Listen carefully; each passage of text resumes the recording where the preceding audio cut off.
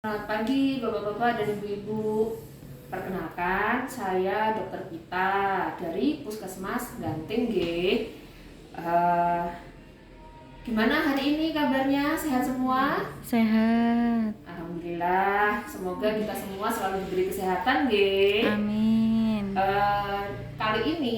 Hari ini saya kesini dalam rangka ingin berdiskusi atau ingin memberikan informasi sama jenengan-jenengan semua tentang kegiatan yang sudah kami lakukan kemarin. Jadi kami kemarin itu melakukan kegiatan survei di RT 1 RW 3 ya, di sini ya tempatnya nggih. Betul. Nah, dari hasil survei ini akan saya informasikan ke panjenengan semua supaya bisa bermanfaat hasil dari kegiatan kami kemarin.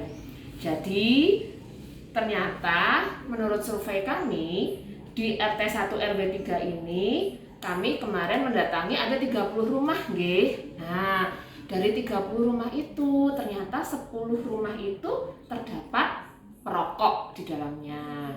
Nah, dari 10 rumah itu yang perokok itu 2 orang itu sudah menderita PPOK. Apa itu PPOK? Nah, PPOK itu artinya penyakit paru obstruktif kronis. Jadi sering batuk, kemudian sering sesek, seperti itu. Kenapa kok bisa terjadi PPOK? Biasanya PPOK itu didapatkan oleh orang-orang yang masih perokok berat atau dulunya mungkin perokok berat, kemudian mungkin sekarang sudah berhenti, tapi akhirnya karena efek rokoknya itu menyebabkan paru-parunya kan sudah tidak sama seperti orang yang tidak pernah merokok. Akhirnya obstruktif itu sumbatan. Jadi saluran nafasnya itu tersumbat oleh sisa-sisa nikotin gitu. Jadi lengket di situnya, akhirnya gampang sesek, gampang batuk seperti itu. Jadi hal ini merupakan penyakit yang sebenarnya tidak menular Bapak Ibu, hanya saja sangat mengganggu sekali. Jadi kalau misalnya ada perokok di rumah yang bisa sakit PPOK itu tidak hanya perokoknya juga, tidak hanya perokoknya saja, tetapi orang di dalam rumah itu yang ikut menghirup asap rokoknya itu juga bisa nantinya terkena PPOK seperti itu. Karena apa? Karena kan ketika asap rokok dihembuskan itu juga masih mengandung nikotin, ya. Jadi sehingga yang terhisap oleh keluarga, nah walaupun misalnya ibu gitu ya, istrinya, ya bisa nantinya terkena PPOK kalau suaminya adalah perokok berat. Kemudian dari hasil survei juga itu kami temukan adalah penderita hipertensi atau darah tinggi yang sudah pernah berobat tapi terus putus. Nah, kenapa ya kok bisa putus berobat gitu? Jadi kenapa nih? Soalnya darah tinggi itu juga tidak boleh tidak terkontrol. Maksud saya, mungkin kalau darah tingginya nggak diminum obat, akhirnya dia naik terus, itu mengakibatkan artinya tidak terkontrol. Banyak sekali efek yang ditimbulkan oleh darah tinggi atau hipertensi. Salah satunya adalah stroke. Nah, ini juga kami temukan pasien stroke yang di RT RW ini yang sudah tidak mampu lagi untuk jalan atau BAK BAB di kamar mandi. Jadi hanya bisa diam di kamar. Nah, stroke itu memang bisa dari akibat darah tinggi. Nah, darah tinggi itu kenapa sih kok bisa darah tinggi ya? Penyebabnya karena mungkin suka makan makanan yang asin. Kemudian tingkat stres juga mungkin dalam pekerjaannya terlalu tinggi, tidak bisa mengelola stres. Kemudian yang ketiga itu juga hipertensi bisa karena merokok. Jadi pasien-pasien merokok juga ternyata bisa cenderung untuk darah tinggi seperti itu.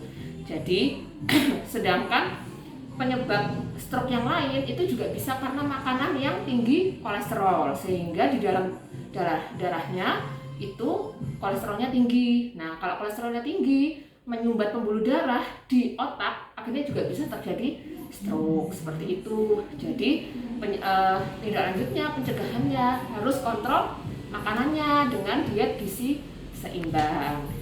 Jadi kesimpulannya untuk hidup sehat. Jadi kalau misalnya nanti kita kedepannya melakukan survei lagi gitu ya, dievaluasi mungkin 2 bulan atau 3 bulan, kita tanyakan lagi, harapannya hasil ini akan berubah, nggak seperti ini. Caranya gimana hidup sehat itu? Yang satu adalah cek kesehatan secara berkala. Jadi bapak-bapak yang atau ibu-ibu yang merasa saya ini sudah umurnya makin ini, tensi saya gimana ya? Makin tinggi apa enggak ya? Silakan datang ke Posyandu, Posyandu PTM untuk mengecek kesehatannya secara berkala. Kemudian untuk mencegah PPOK tadi harus tidak boleh ada asap rokok atau tidak boleh ada perokok di dalam rumah. Seperti itu ya. Kemudian untuk yang ketiga adalah rajin beraktivitas. Jadi rajin olahraga.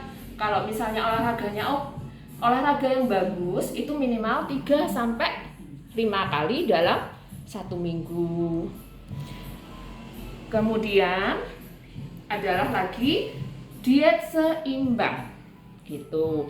Jadi diet yang seimbang adalah bukan 4 sehat 5 sempurna ya Bu sekarang. Ini adalah gizi seimbang. Jadi ada karbohidrat, ada sayur, ada lauk, ada buah secukupnya. Jadi tidak yang berlebihan. Kemudian ada lagi istirahat yang cukup dan kelola stresnya. Jangan terlalu stres, jangan terlalu membebani pikiran, karena ya mungkin memang kita tidak bisa ya menghalang semua penyebab stres. Hanya saja kita harus mampu mengelola stres agar hidup kita lebih sehat. Dari kami mungkin hanya cukup sekian. Apabila ada pertanyaan, monggo bisa ditanyakan. Semoga informasi ini bermanfaat bagi kita semua. Saya akhiri. Wassalamualaikum warahmatullahi wabarakatuh. Terima kasih.